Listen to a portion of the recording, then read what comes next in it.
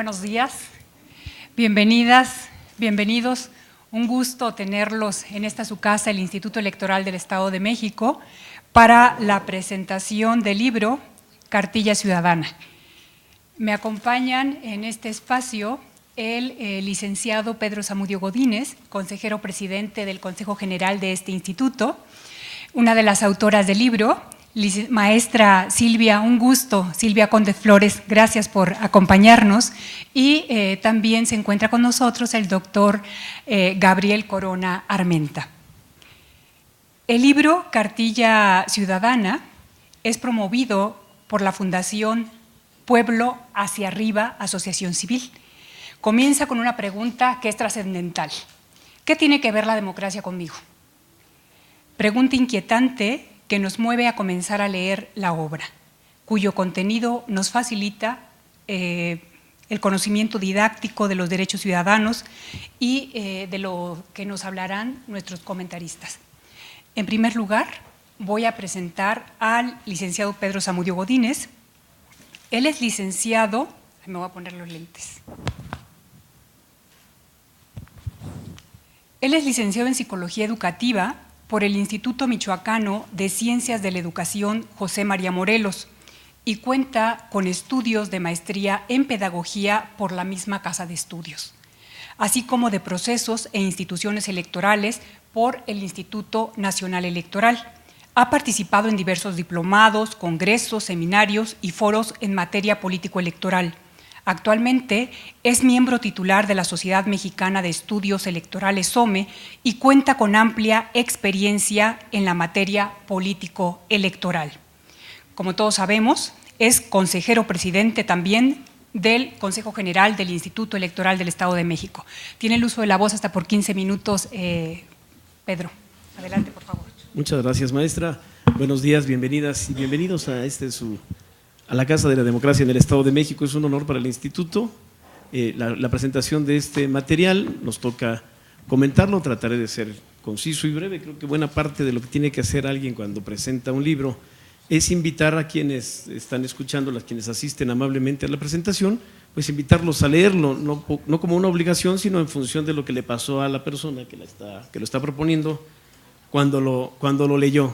Creo que este material que prepararon la maestra Conde, ¿es maestro José Luis? Licenciado José Luis Gutiérrez Espíndola, quien recuerdo como integrante y muy activo de la Dirección Ejecutiva de Capacitación Electoral y Educación Cívica del IFE cuando yo trabajaba allá, y María Concepción Chávez Romo. En este material lo que ustedes van a encontrar, permítanme intentar explicarlo así, no por simplificar el material del libro, que como tal es una obra muy completa y muy profunda, pero es un manual. Para efectos prácticos, me parece a mí, es un manual para un curso de ciudadanía. Y entonces cabe la pregunta, ¿entonces debemos formarnos como ciudadanos? Yo creo que sí, no es una situación dada de manera natural. Yo creo que la ciudadanía se construye a partir de nuestras propias experiencias, de la interacción de los unos con los otros en nuestra vida cotidiana, pero el manual nos propone de una manera muy didáctica, bastante pedagógica, el paso a paso. Lo dice por ahí, incluso entiendo en la presentación, me voy a permitir leerlo, porque cuando lo leí, lo subrayé, dije, con esto voy a empezar. Podríamos decir que este libro define el ABC de los derechos y deberes del ciudadano. Asunto importante, no solo los derechos. He escuchado a varios padres de familia quejarse de que a sus niños en las escuelas solamente les enseñan los derechos. ¿Y dónde quedan los deberes? Me parece una duda legítima, un cuestionamiento legítimo, pero también no solo en los niños, sino en los ciudadanos. Tengo un amigo chileno a quien les quiero referir ahorita, Pablo Gutiérrez, que era el director del Departamento de Observación Electoral de la OEA, que en algún asunto, en alguna ocasión refiriéndose a la obligación de votar que tienen algunos países sudamericanos, recuerdo ahorita Brasil, Perú, en algún momento Chile mismo, decía él, es que ser ciudadano no puede ser una opción, debe ser una obligación. Es una idea retadora, es por supuesto un detonador de una discusión que pudiera ser muy amplia, pero yo estoy de acuerdo en la esencia de la frase de Pablo. Ser ciudadano debe ser una obligación porque estamos obligados a vivir en sociedad, y en la manera en que seamos una sociedad más participativa, con muchos más elementos, con mucha más capacidad de interacción con nosotros, con las autoridades, con las organizaciones gubernamentales y las que no lo son, en esa medida nuestra participación o nuestra ciudadanía puede ser mucho más efectiva en el sentido de lograr integrarnos e interactuar de una manera ordenada y productiva sobre todo. Le preguntaba hace un rato al doctor Corona a ver si no le quito una parte de lo que iba a decir, pero no recordaba la frase que utiliza el maestro Mauricio Merino para referirse a los diferentes tipos de ciudadanía, y él me la recordó. Debemos ser ciudadanos, eso es lo ideal, de alta intensidad. Estos ciudadanos que no se queden nada más en el, eso a mí no me gusta, sino no me gusta, ¿qué propongo y qué voy a hacer para que lo que propongo se convierta en una realidad? Creo que esa es la parte más importante. Lo que ustedes van a encontrar cuando lean este libro, cosa que doy por descontado, porque espero que los motivemos lo suficiente para ello, es la presentación, la explicación de los autores, del coordinador, de Enrique Florescano, sobre cómo fue la construcción, por qué es que esta Fundación Pueblo Hacia Arriba, ¿se llama? Porque esta Fundación Pueblo Hacia Arriba motivó y apoyó y estuvo atrás de la generación de este texto. Es una explicación, me parece a mí, bastante detallada y que nos invita precisamente a eso, a leer el libro. El libro viene estructurado en 3 partes. Una primera que dice esto que nos señalaba la maestra Natalia, ¿qué tiene que ver la democracia conmigo? O sea, a mí la democracia, ¿de qué me va o de qué me viene? Una segunda parte dedicada a los derechos. En la primera parte, por supuesto, la primera explicación que nos brindan los autores es, bueno, la democracia tiene que ver contigo porque eres una persona con derechos, y son derechos que no te han sido regalados gratuita y graciosamente por una autoridad superior, sino son derechos que se han ido conquistando, y nos habla de las diferentes generaciones de los derechos, de los más elementales, de la Revolución Francesa y su generación teórica o su producción teórica a partir de el reconocernos entre todos como iguales y lo que de ahí se deriva, y cómo los derechos humanos han ido incrementándose, no de manera natural, no de manera, insisto, graciosa y porque pues es lo que debe ser, sino a través de conquistas, de exigencias, de que eventualmente nos llama el libro la atención y nos dice cosas que pudieran parecer ganadas y por default, hay que ejercerlas, los derechos hay que ejercerlos para que sean efectivos, para que se pueda proceder o se pueda pasar a las siguientes etapas del goce de los mismos. Nos dice en esa primera parte, nos habla de derechos, la explicación de la evolución de los derechos en diferentes generaciones, como les llaman los especialistas, y una segunda parte donde ya nos dice específicamente los derechos asociados con una ciudadanía activa, el desarrollo y el bienestar integral. ¿Por qué es que la democracia eventualmente puede redundar en nuestra vida cotidiana y hacernos no solo sujetos de derechos, sino disfrutarlos activamente y de manera colectiva? La tercera parte del libro empieza con una provocación que yo no quería dejar de mencionar porque lo escuché hace poco, incluso en una sesión que tuvimos de un diplomado, en donde la maestra amablemente nos hizo favor de darnos una sesión presencial, y la frase es muy sugerente. La tercera parte inicia con la pregunta, más bien con la afirmación, todavía no. Y ella nos explicaba, lo leí aquí, pero también lo puedo referir porque nos lo explicaba en la sesión, que no es lo mismo decir, les pongo un ejemplo, es que en mi país, y pónganle país, estado, colonia, casa, es que en mi país, es que en mi colonia, la gente no participa no participa como debería. Si a esto le añadimos el todavía no, fíjense cómo cambia. En mi país, la gente todavía no participa como debería o como podría, y así a cada frase, a cada afirmación de esas que tenemos ya cargadas en el inconsciente colectivo, de esas que nos motivan o nos desmotivan a participar, porque pues es que así somos los mexicanos, es que aquí siempre hemos sido así, ¿no? O sea, a lo mejor sí podríamos ser mejor, pero aquí siempre hemos sido así. Ese todavía no que nos propone la tercera parte del libro y que desarrolla ampliamente respecto de por qué la participación ciudadana, los pormenores, los cómo, los ejemplos detallados. Creo que es en ese sentido una obra muy completa. Les decía al principio, me parece a mí como un manual, se puede ir leyendo así como por partes, intentar incluso irlo aplicando en la cotidianidad, con los amigos, con los grupos en los que tenemos interacción, y creo que será muy interesante para ustedes el conocerlo a ese detalle. Además tiene una gran virtud, es un libro preparado por especialistas. Yo lo he dicho, siempre es un gusto, y uno, aunque no sea especialista de algo, nota cuando el que está hablando, el que está escribiendo, el que está disertando sobre un tema, sabe de lo que está hablando, y esto se nota en toda la estructura del libro.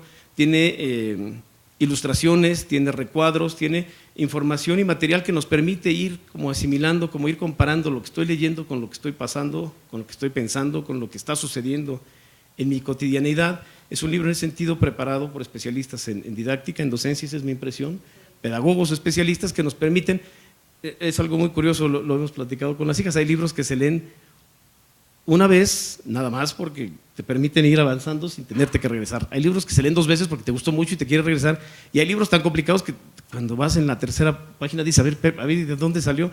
Y te tienes que regresar. Esto no les va a pasar con Cartilla Ciudadana. Es un libro que se lee de corridito, es un libro de lectura ágil, tiene mucho conocimiento especializado, tiene muchas precisiones, digámoslo así, técnicas, pero no es un libro árido, no es un libro que nos tengamos que estar buscando en un diccionario, por un lado, sobre de qué nos está hablando. Entonces, la invitación que yo me permitiría hacerles, una disculpa, la invitación que yo me permitiría hacerles a partir de la lectura del libro, y si tenemos tiempo al final para algunos comentarios, es acérquense a Cartilla Ciudadana pensándola sobre todo como eso, como una manera como una vía para de manera ordenada ir identificando cuáles son aquellas cosas que importan para la construcción de una ciudadanía de, como dice Mauricio Merino, una ciudadanía de alta intensidad, una ciudadanía que no se quede en el eso a mí no me gusta, sino que pueda pasar al propongo esto y haré esto para que esto que yo propongo suceda. Muchísimas gracias.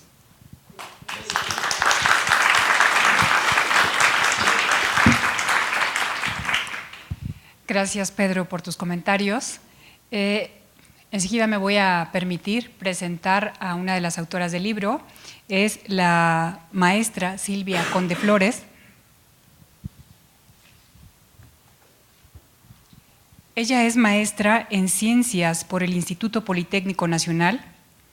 En el Instituto Federal Electoral coordinó el Programa Nacional Educar para la Democracia y actualmente es directora general del Colectivo para el Desarrollo Educativo Albanta. Es autora de libros de texto para formación cívica y ética en primaria y secundaria. Cedo el uso de la voz a la maestra Silvia Conde. Hasta por 15 minutos. Muchas gracias por la invitación y muchas gracias, Pedro, por el comentario tan acertado y tan provocador de la cartilla. Yo quiero contarles varias cosas de esta cartilla. Primero, cómo surgió. El doctor Enrique Florescano, que seguramente muchos de ustedes conocen, compiló en el 2014 un libro que creo que se llamó, no me acuerdo cómo se llama, ya se me fue una democracia de ciudadanos o algo así. Pero era un libro inmenso, como de 600 páginas y muy árido. Entonces, él quería hacer algo para sus nietas. Es un hombre que ha sido un referente en la cultura en México, en el indigenismo, pero ya él siente que ya se está yendo. Entonces, quería hacer algo para sus nietas y sobre todo para los jóvenes. Y entonces dijo, tenemos que traducir este libro en algo para los jóvenes. Yo le dije, eso no se puede. Lo que sí se puede es preguntarles a los jóvenes qué han hecho para construir el México que sueñan. Y a partir de ahí ir hilando un relato, un discurso, una serie de elementos teóricos y metodológicos que ayuden a otros jóvenes a participar. Y eso hicimos, nos reunimos, los tres que estamos aquí como autores tenemos efectivamente mucha experiencia tanto en el trabajo con jóvenes como en la educación. Eso, bueno, es importante para la manera como está construida la cartilla, no es un libro académico o sea, sí tiene sustento teórico y referentes fuertes, pero su organización está pensada para decirle sobre todo a los jóvenes, cómo hacerle, para que darles herramientas o un mapa de navegación para que tengan un poco más de herramientas para entender cómo funciona el país y por qué estamos en esta situación, en esta crisis, porque estamos en una crisis. Por ello, ustedes cuando inicien el libro, después de los 2 prólogos que hay, van a encontrar algo contundente, que nos costó que algunas editoriales no quisieran coeditar. Y empezamos hablando de la tragedia de Ayotzinapa. Empezamos diciendo que nos siguen faltando 43.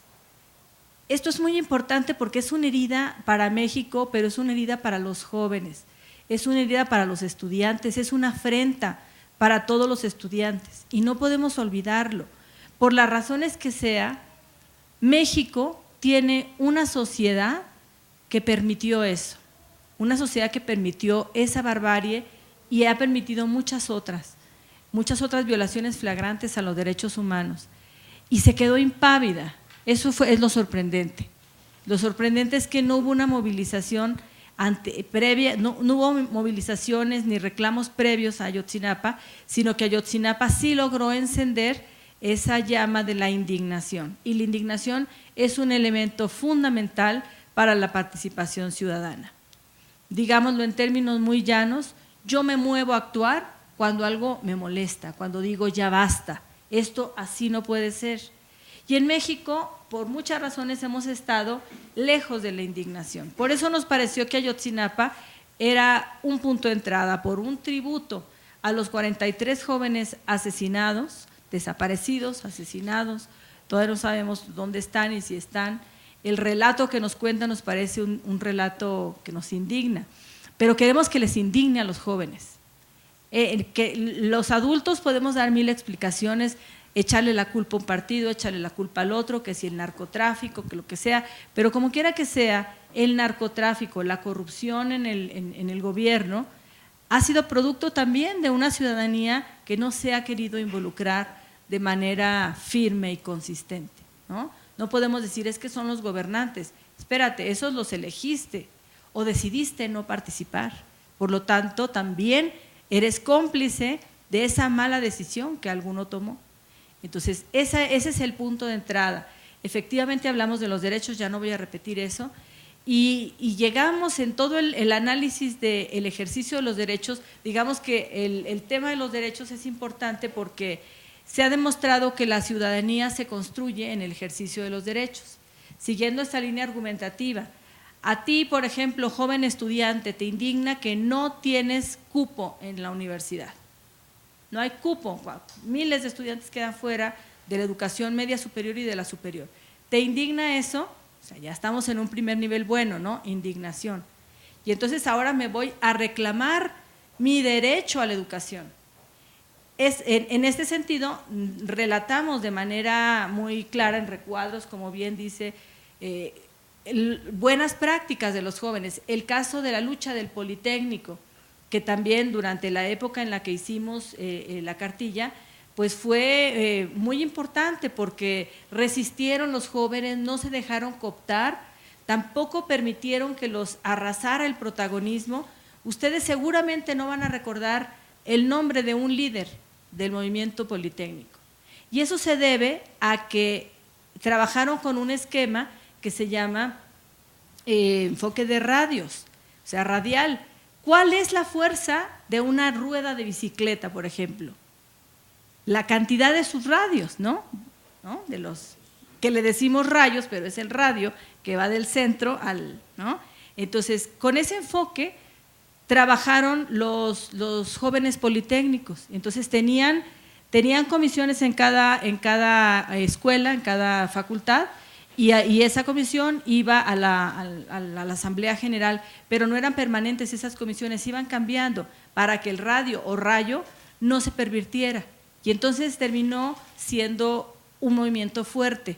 Este movimiento, este tipo de movimientos sociales, ustedes lo van a encontrar en la tercera parte. La tercera parte que empieza así como con el todavía no y termina en el nunca más, porque es otro grito que ha caracterizado a las grandes movilizaciones civiles y políticas, por lo menos en América Latina, después de las dictaduras.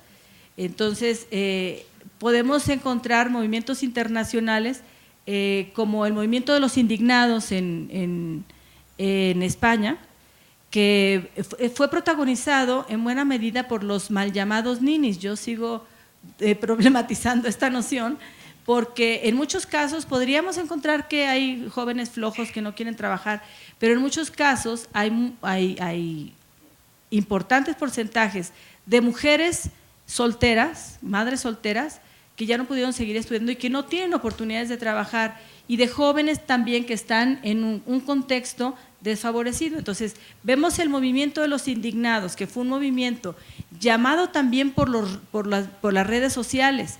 Eso es otra cosa que planteamos en la tercera parte, y me detengo en esa porque veo aquí un grupo de jóvenes y me interesa mucho que ustedes lean la cartilla y digan si sirve o no, si les es útil para imaginarse ustedes mismos participando a través de redes sociales. Las redes sociales son muy poderosas. Les pongo un ejemplo que ocurrió antier.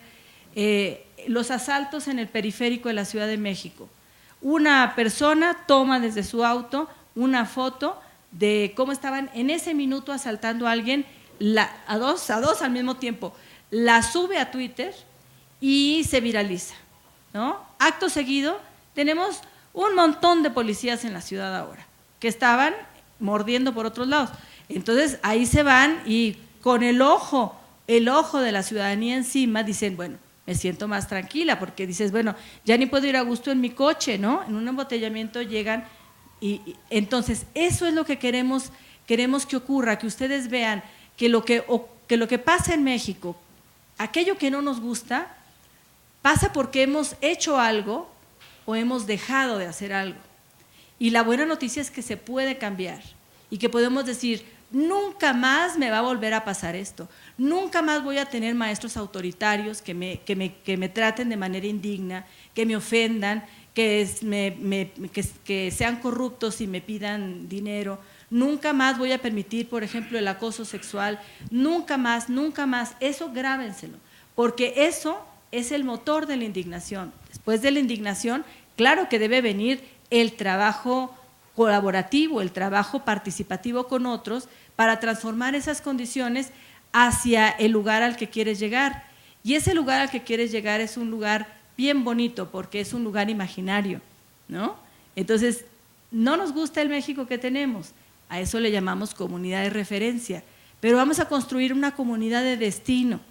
¿Cómo quiero que sea el México en el que quiero crecer, vivir, morir? Nosotros que ya estamos, pues, bueno, yo ya acercándome a la tercera etapa de mi vida, también quiero pensar, quiero envejecer en un lugar tranquilo, donde como viejita pueda salir a caminar, hacer mi ejercicio sin temer que me asalten. O sea, siempre está esa consigna. Estoy abordando en lo individual, pero no solamente la cartilla toca lo individual, toca de manera importante lo colectivo, la parte solidaria, la capacidad de ver cómo puedo contribuir al bienestar de los otros. Entonces, no quiero abusar del tiempo, solamente quiero invitarlos a que se queden con esas dos ideas. Todavía no vivimos en el México que queremos, por un lado, y podemos hacer todo lo posible para llegar ahí y pensar en aquello que les mueve a decir nunca más va a pasar esto en México, y también trabajar para que nunca más les pase a ustedes y les pase a los otros. Muchas gracias.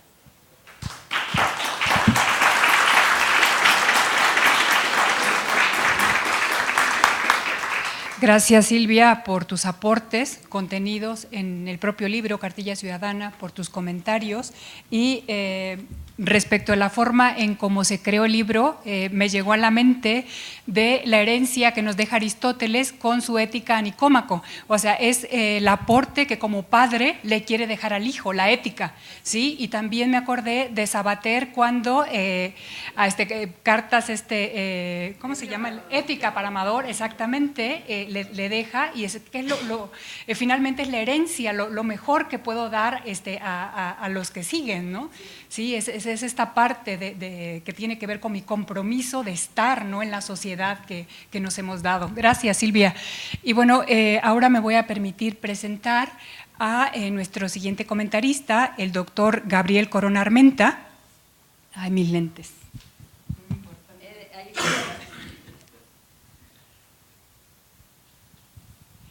Él es doctor en Ciencias Políticas por la Universidad Nacional Autónoma de México.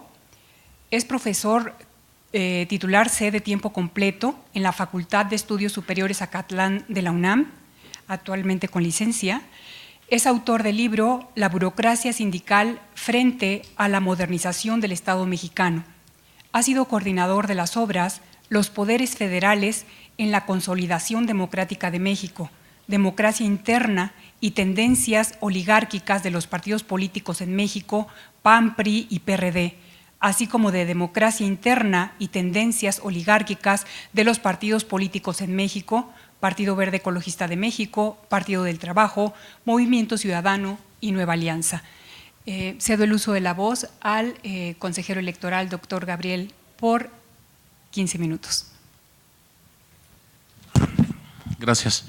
Buenos días. Antes gracias al consejero presidente por aceptar esta invitación para participar en esta presentación del libro, lo cual refleja en mucho su compromiso con estas actividades de promoción y difusión de la cultura política y democrática, y aprovechando su formación en este campo. Gracias a la coautora Silvia Conde por aceptar esta invitación.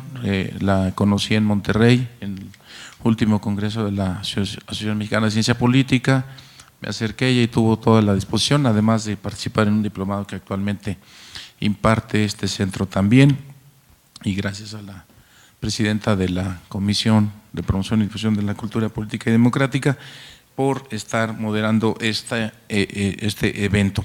Bueno, la verdad, se pueden decir tantas cosas de un libro que a veces resulta difícil. Primero, no repetir lo que ya dijeron otros y destacar aquellas partes más sustantivas de una obra. Pero a mí me gustaría comenzar con algo que la coautora y los autores dicen sobre la política, un poco inspirados en aquella frase sobre la guerra y entendiendo que de alguna manera la guerra es una continuación de la política, según Klaus von, se me olvidó cómo se pronuncia, von Clausewitz, este autor alemán, que dicen aquí, la política es demasiado importante como para dejarla en manos de los políticos.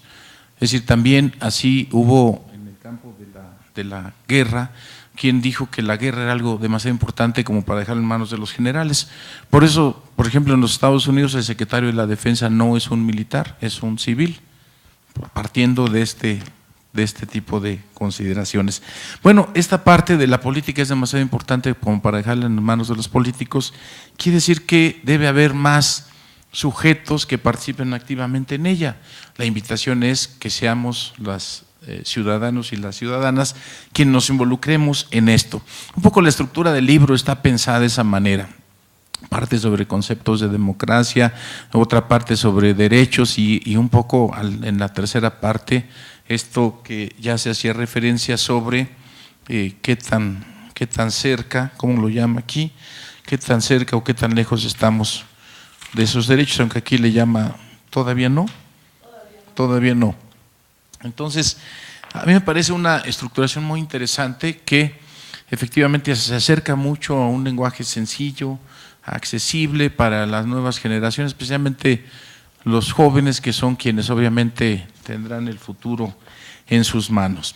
Y hay, digamos, detrás del libro, como se ha comentado, una invitación a transformar el hartazgo, la indignación y la rabia, que muchas veces son producto de las malas prácticas de las gobernantes en general, en una vía, canalizarlo por la vía institucional. Es decir, es una invitación a que, aprovechando los recursos que tenemos a la mano, plebiscito, referéndum, mecanismos de consulta popular y algo innovador y que pues es una realidad, ser una especie de ciberactivistas. Ahorita hablaba de un ejemplo de cómo se ha, digamos, evitado la proliferación de la delincuencia en el periférico, la arteria más importante de la Ciudad de México, yo diría del país, ¿no? Siendo tan vulnerable. Entonces, pues verdaderamente eso ya es de llamar la atención y es un signo de alerta de hasta dónde esta discusión sobre el Estado, si es fallido o no, puede tener realmente sustento, sobre todo si pensamos que la principal obligación del Estado, desde el punto de vista mínimo de Robert Nozick y de todos ellos, es el Estado policía. Es decir, el Estado puede renunciar a cualquier cosa, menos a ser vigilante, a vigilar el sueño de sus gobernados para que pues podamos descansar con tranquilidad, seguros, en casa, y cuando eso, ni siquiera eso se garantiza, entonces sí hay que preocuparse mucho sobre hasta dónde ese Estado está garantizado su función más importante, que es la de la seguridad de todos quienes formamos parte de un país, en este caso México. Por eso, tener una cartilla ciudadana, que el nombre mismo se refiere a algo mínimo, así como una serie de enunciados, una serie de de recomendaciones, de propuestas, que aunque el texto dice que no aspira a ser un recetario, ¿vale? No aspira a ser un recetario, pero sí, desde luego, consciente de la necesidad de contar con instrumentos como estos, pues la verdad se hace reflexiones muy interesantes. Por ejemplo, el libro describe mucho sobre los derechos con los que contamos, ¿no? Derecho a la educación, a la salud, a muchos derechos. Sin embargo, muchos de esos derechos pues no los podemos ejercer o son vulnerados porque las condiciones sociales y políticas de nuestro país, como la pobreza o la corrupción, lo impiden. Es decir, llegar a una escuela distante en comunidades inseguras, digo, todos sabemos que algunas escuelas han suspendido sus clases, ¿no? Y algunos incluso de manera indefinida. Ir a clases en la comunidad de, se olvidé el nombre, bueno, cerca de Badiraguato, en Sinaloa, la Tuna, ¿no? O sea, los niños han abandonado la escuela, han dejado de ir en las comunidades más cercanas. Entonces, la inseguridad, además de la pobreza, la corrupción o el narcotráfico, pues han generado que muchos derechos no se puedan ejercer. Los niños no pueden ir a la escuela, sencillamente porque no hay condiciones de seguridad. Pero esto está ocurriendo o puede estar pasando en muchos otros lugares del país y nosotros no estamos enterados de ello, y por esa razón pues no transformamos ese miedo, yo diría, primero en indignación y en una forma de participación institucional, civilizada, pero que reclame derechos no ejercidos. Bueno, lo mismo pasa con otros como la discriminación, que se sufre en muchos espacios públicos, porque pues, aunque tenemos derechos a ser admitidos en cualquier lugar, pues a veces no ocurre eso porque se reservan el derecho de admisión a algunos lugares y bueno, pues eso ya será sujeto de una queja ante la CONAPRED, pero siguen ocurriendo este tipo de cuestiones, ¿no? Bueno, entonces algunos de los acontecimientos más recientes en México revelan que los derechos no pueden ser plenamente ejercidos, sobre todo porque la seguridad ahora pues, se está convirtiendo en un verdadero talón de Aquiles que está poniendo en jaque a las instituciones del Estado, y eso obviamente pues es algo que ha llamado la atención no solamente en nuestro país, sino ya incluso ha prendido alertas en otros lugares, ¿no? Recordemos el último caso, la ciudadana española asesinada, bueno, en un centro, bueno, desaparecida en un centro comercial, Santa Fe, imagínense ustedes, sería un lugar, yo diría, neurálgico, ¿no? Si eso pasa en Santa Fe, imagínense ustedes en barrios, colonias, pueblos que son presa del narcotráfico y de la delincuencia organizada, ¿no? Entonces me parece que todos esos temores, toda esa indignación, esa rabia, ese enojo, ese malestar sí debe ser canalizado. En ese sentido me parece que la propuesta de los autores pues es muy pertinente. La otra es, y refiriéndonos al caso electoral que también toca la autora, los autores, es lo que tiene que ver con la importancia de las elecciones. Participar es importante, pero vigilar también es muy importante. Vigilar los procesos electorales para que se apeguen a lo establecido. Esto se puede hacer a través de la observación electoral o formando parte de las mesas directivas de casilla, votar y también dar seguimiento a los compromisos de campaña de quienes han llegado a puestos de elección popular, ¿no? El texto también hace énfasis en la importancia de aumentar la participación social y comunitaria, ¿no? Pero en esto hay pues algunas barreras importantes. Sabemos cuáles son los niveles de confianza interpersonal en México, que se han reducido de manera significativa. Si antes confiábamos a ciegas en la familia, en los vecinos, en el ejército, en la iglesia, en la escuela, en los maestros, ahora pues esos niveles de confianza han ido disminuyendo de manera significativa y eso ha roto en parte el tejido social. Por eso es importante fortalecer la cohesión social, fortalecer la vida comunitaria y la participación democrática, ¿no? Entonces, la verdad es que el texto hace reflexiones muy interesantes.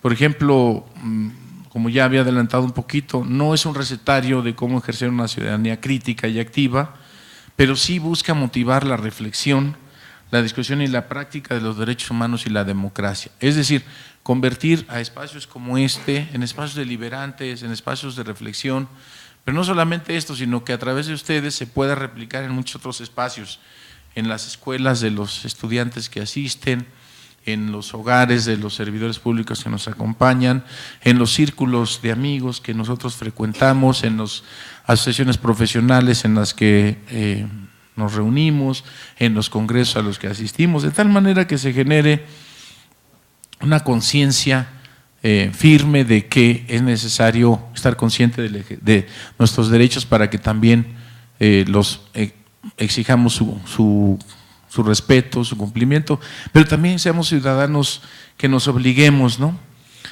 Para que no haya tantos lores y ladies como aparecen en la Ciudad de México y otros lugares de este país, es decir, ciudadanos y ciudadanos que no respetan las leyes, que las inventan y que aún más dicen, esto es México.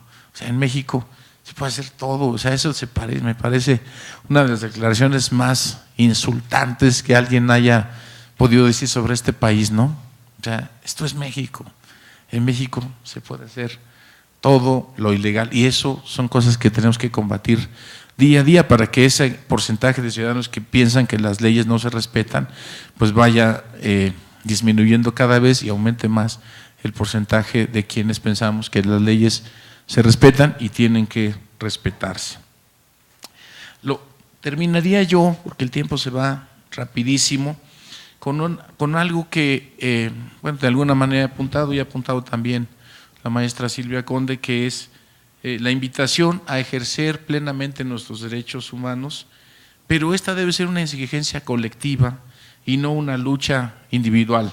Si es una lucha individual y aislada, no tiene mayores consecuencias.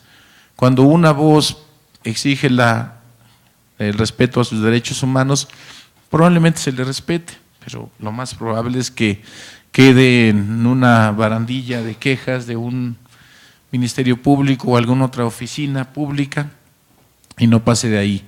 Pero cuando la gente exige de manera colectiva, se organiza, firma escritos, envía cartas, etcétera, etcétera, las probabilidades de que sus derechos sean respetados aumentan de manera significativa. Tendremos que avanzar a una sociedad donde no sea necesario exigir de manera airada a veces que nuestros derechos se respeten, sino que bastaría, sino una sociedad en que baste con que esos derechos estén debidamente señalados en la Constitución, en las leyes y en los códigos para que se respeten de manera automática sin necesidad de que tengamos que recurrir a la protesta individual o a la protesta colectiva. Me parece que en el marco de lo que el INE ha llamado la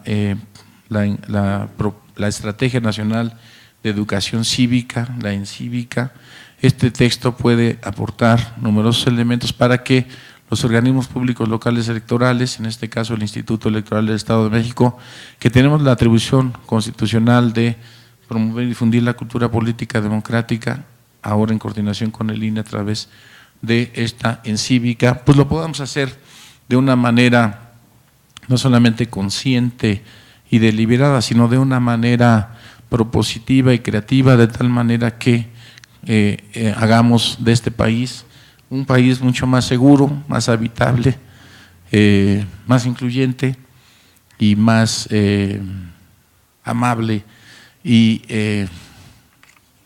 sobre todo eso con cada uno de nosotros, porque a veces sí, de pronto cuando vemos los temores con los que vivimos, ayer mismo se estaba publicando qué tan seguro nos sentimos en un banco, en un cajero automático, en la calle, en casa, pues verdaderamente uno de pronto sí piensa en tomar sus cosas e irse de este país, pero creo que eso no es una salida, sino que la salida es que trabajemos juntos para hacer de este país algo mucho mejor para todos, porque es el país que nos tocó nacer y vivir, en el que nos toca trabajar y en el que nos toca construir de cara al futuro. Muchas gracias.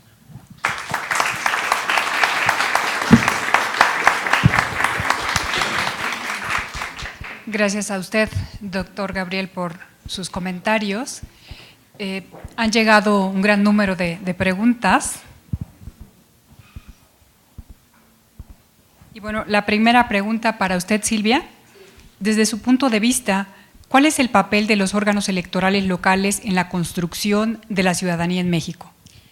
Tienen un papel fundamental porque son el espacio en el que formalmente se debe hacer la educación ciudadana, por un lado. O sea, ese es uno de los papeles importantes. ¿Quién forma a la ciudadanía en México? Pues los organismos electorales, ¿no? En primera instancia. La Secretaría de Educación también forma a las primeras generaciones, les da las bases, pero no es suficiente con lo que ocurre en las escuelas, porque ese es un conocimiento que parece de aplicación muy lejana. Entonces, el trabajo que se haga en los organismos electorales en materia de educación cívica es muy importante. Promoción del voto, promoción de la participación en las mesas de casilla, promoción de la participación como observadores electorales, pero también dar herramientas para hacer seguimiento a las campañas, por ejemplo, para analizar críticamente las plataformas electorales de los partidos. Eso por lo que respecta a la formación de los ciudadanos. Pero resulta que la educación ciudadana no es solamente dirigida a este sector, también debe estar dirigida a los mismos partidos políticos y a los servidores públicos. Estos son dos campos de formación que prácticamente están en México, son ignorados en México. Son muy pocos los partidos políticos que, más allá de hacer un trabajo ideológico con sus bases, hacen un trabajo de formación cívica y política. ¿Por qué es importante? Bueno, porque finalmente estos candidatos eventualmente llegarán a ocupar un cargo público, y la manera como ejerzan, y eso es otra cosa que viene en el libro, la manera como se ejerce el poder público es fundamental en la visión que la ciudadanía tiene sobre la calidad de la democracia y sobre la posibilidad real de participar y de influir en las decisiones. Entonces, los partidos políticos también tienen esa importante función, y desde los organismos electorales se puede promover, se puede impulsar, se puede invitar a los partidos a que hagan este tipo de trabajo. Y el tercer punto, el tercer, digamos, sector muy olvidado son los servidores públicos, ¿no?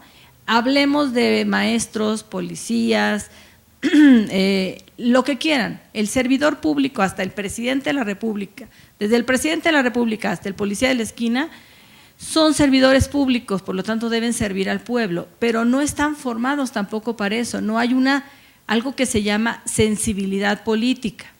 La sensibilidad política, por ejemplo, para hacer una declaración torpe, que con frecuencia ocurre, una declaración torpe frente a una desgracia. Pongo el ejemplo de otro sexenio para no ventilar al actual. Cuando la primer masacre de jóvenes que hubo en Ciudad Juárez, en Lomas Taurinas, recordarán que el presidente Calderón dijo: es que se están matando entre ellos, ¿no? Es un asunto entre sicarios, se están matando entre ellos. Y resulta que no. ¿Cómo se siente la sociedad, las madres de familia, los padres, frente a esa poca sensibilidad política? Bueno, ese tipo de declaraciones, algunas decisiones que no tienen ese feeling, digamos, alejan a la ciudadanía de la política. Entonces, por eso es importante que también desde los organismos electorales se trabaje o se promueva el trabajo, que otras instancias lo hagan, si no lo pueden hacer directamente, pero yo creo que sí formaría parte de la educación ciudadana, trabajar con los servidores públicos para fortalecer ese conocimiento de la importancia que tiene su trabajo en la formación de una cultura política ciudadana. Muchas gracias, Silvia. Licenciado Pedro Zamudio, ¿cuál cree que sería el impacto de este libro en un país como México? ¿Y qué actividades en concreto hacen los órganos electorales en la formación ciudadana? Bien, el impacto del libro, bueno, otra vez, creo que como bien lo dice la maestra Conde, no se trata de un recetario, no se trata de ahora léanlo todos en todas las secundarias, y apréndanselo y les hacemos un examen a fin de año. Creo que el impacto del libro va mucho en mostrarnos de una manera muy didáctica, muy sencilla, que aquellas cosas que vemos como que son problemas de alguien más o que están en manos de alguien más, realmente están en nuestras manos.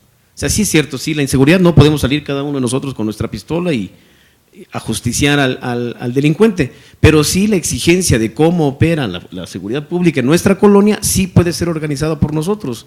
Les invito a esta reflexión, piensen en cuando hay una junta de vecinos, a cuáles vamos y a cuáles no vamos, ¿no? Si la junta de vecinos es porque ya pusieron un tope, ¿está en mi casa? No, no está en mi casa, me aguanto, no, esa no me apura. Si la junta de vecinos es porque anoche se metieron a la casa de mi vecino, a esa sí voy, porque la casa que sigue es la mía. Entonces, entendamos eso, que el problema de los demás en una buena medida es problema nuestro y que si no soy parte de la solución, entonces soy parte del problema. Hay una frase al respecto. Entonces creo que el impacto del libro a lo que nos invita es a reflexionar, a conocer, a desarrollar estas redes, estos lazos, este activismo que nos propone la maestra Conde, para darnos cuenta de que no estamos solos y en esa medida, en la medida en que participemos de manera ordenada, institucional, como bien señala el doctor Corona, pues tendremos más posibilidades de ser efectivos. Ahora, el papel de los órganos electorales lo señalaba la maestra, hay actividades, ustedes saben, los órganos electorales organizan elecciones, pero también tienen obligaciones respecto de la educación cívica. Pero dentro de la organización de las elecciones, creo que una parte fundamental de nuestro trabajo de formar ciudadanía, de hacer a la persona confiar en lo que estamos haciendo, es incluso hacer bien nuestro trabajo de organizar elecciones.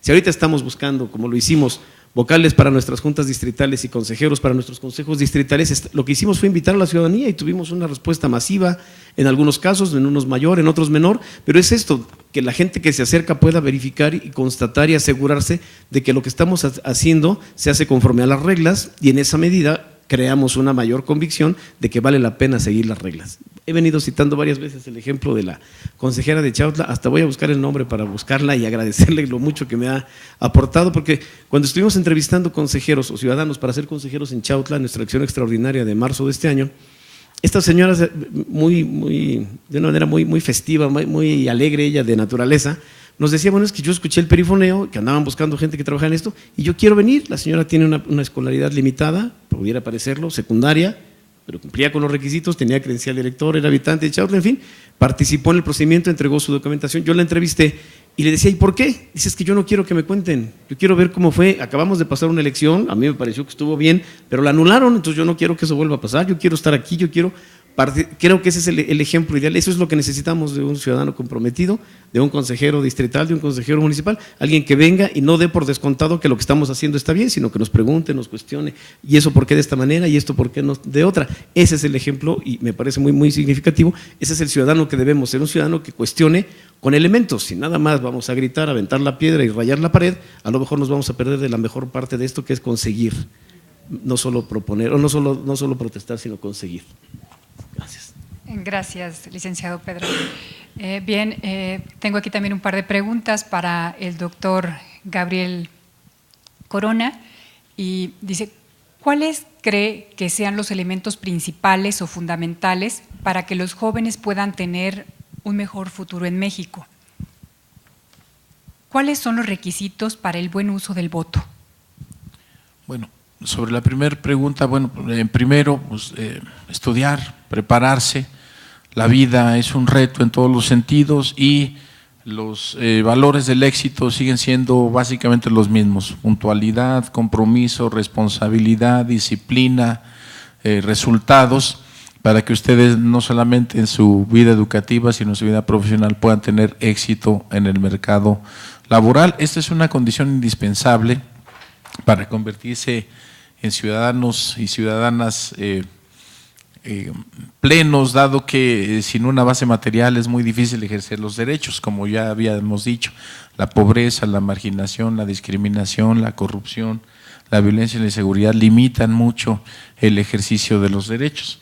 Para poder ejercerlos hay que tener condiciones materiales para que de esta manera puedan ser ejercidos. Creo que en todos los espacios de la vida se puede ser propositivo y constructivo, en la familia, en el barrio, en la escuela, en el trabajo o en el círculo de amigos que ustedes tengan, y me parece que eso debe ser aprovechado al máximo por cada uno de ustedes. Perdón, la segunda pregunta sí la quería enlazar, pero…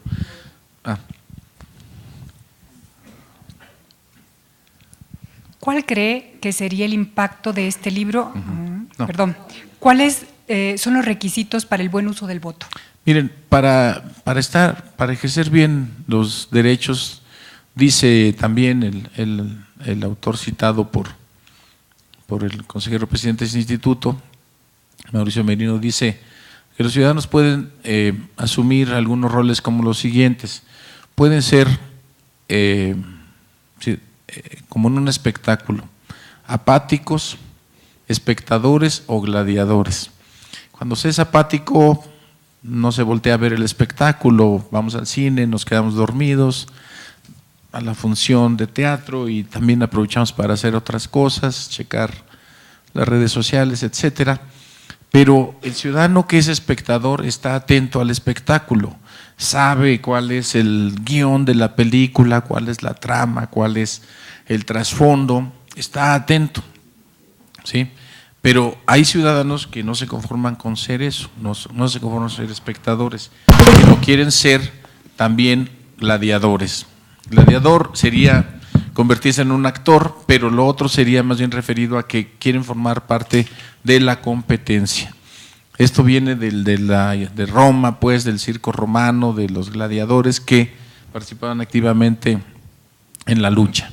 Si ustedes quieren ser buenos ciudadanos y ciudadanas, tienen que ser al menos buenos espectadores, no tienen que ser apáticos e indiferentes, sino para ser buenos espectadores, así como hay que estar atentos al guión, quién es el muchacho de la película y la muchacha de la película, pues ustedes tienen que saber quiénes son los partidos y quiénes son los candidatos o candidatas, de dónde vienen, qué estudiaron, en qué han trabajado, cómo ha sido su desempeño, han entregado buenas cuentas, cuál es el programa de ese partido político, es incluyente, es democrático, ofrece oportunidades para todos, etcétera. Bueno, una vez que conozcan todo eso, que sean buenos espectadores, podrán decidir de manera consciente y razonada por quién votar. Solamente de esa manera podrán ejercer plenamente su derecho al voto y no sucumbir ante otro tipo de tentaciones, sino únicamente a la decisión razonada y consciente que cada uno de ustedes tome en su debido momento. Gracias. Gracias a usted, consejero. Le he solicitado a la maestra Silvia que elija una pregunta. Nos queda únicamente tiempo ya para poder contestar una de ellas. De cualquier forma, yo se las dejaría para que vea por dónde van las inquietudes de las personas que nos acompañan. Y por favor, adelante, maestra. Bueno, varias de ellas tienen que ver con la preocupación de si el libro es suficiente para participar. No, claro que no. Es una herramienta que puede generar otras ideas. Y también preguntan, ¿qué métodos usarían para que las personas sean ciudadanos más fácil? ¿No? Es una pregunta bien bonita porque quiere decir que está siendo difícil ser ciudadano, ¿no? ¿Cómo le haremos para que los jóvenes no se queden en el ya casi, como dice otra pregunta, sino que realmente vayan, actúen y propongan, promuevan el ejercicio pleno de los derechos y la realización de la democracia? No hay recetas, no hay recetas. Lo que sí les puedo decir es que pensando en el libro y en el quehacer del instituto, es posible, por ejemplo, les hago esta provocación, formar unos 2 grupos de jóvenes, organizados o no organizados, en su colonia, en su escuela, en el grupo de teatro, los chavos de la calle, los que andan en la patineta todo el tiempo, trabajar con esos grupos de jóvenes las ideas centrales. A lo mejor pensemos en 3 meses de estar dialogando sobre los ejes de esto, o sea, cómo está nuestro país, qué no nos gusta, qué nos indigna, qué nos toca hacer a nosotros, e ir entretejiendo con algunos mensajes de aquí, si es que no lo quieren leer todo, porque pues también sabemos que también está en electrónico, por si les gusta leer más en electrónico, y bueno, pero no solamente leer, porque bueno, con la lectura uno se vuelve culto, pero no se vuelve un ciudadano activo. Pero si te dicen, a ver, mira, aquí hay una herramienta, pongo el caso de las nuevas formas de participación, el ciberactivismo, las llamadas turbas urbanas, el flash mob. ¿Saben lo que es el flash mob, verdad? Que es una forma de participación y de provocación, un performance social y político que muchas veces es convocado por las redes sociales o puede ser convocado en vivo. Y por decir, estar aquí en la explanada de frente al instituto y alguien empieza bailando, ¿no? Y luego llega otro que aparentemente va pasando y también baila, y al final hacen un cuadro que tenga que ver con una denuncia o que tenga que ver con la promoción del voto. Les pongo un ejemplo de esto, ya lo hicimos en el Colegio de Bachilleres, para el tema de, tomando como pretexto la violencia en el noviazgo, algo que nos indigna, ¿no?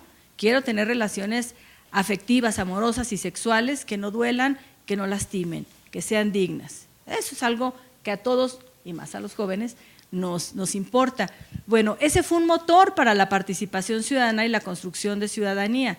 Hicieron un flash mob los chavos y las chavas. Entró una chica al Colegio de Bachilleres con un ojo morado y su blusa salpicada en sangre.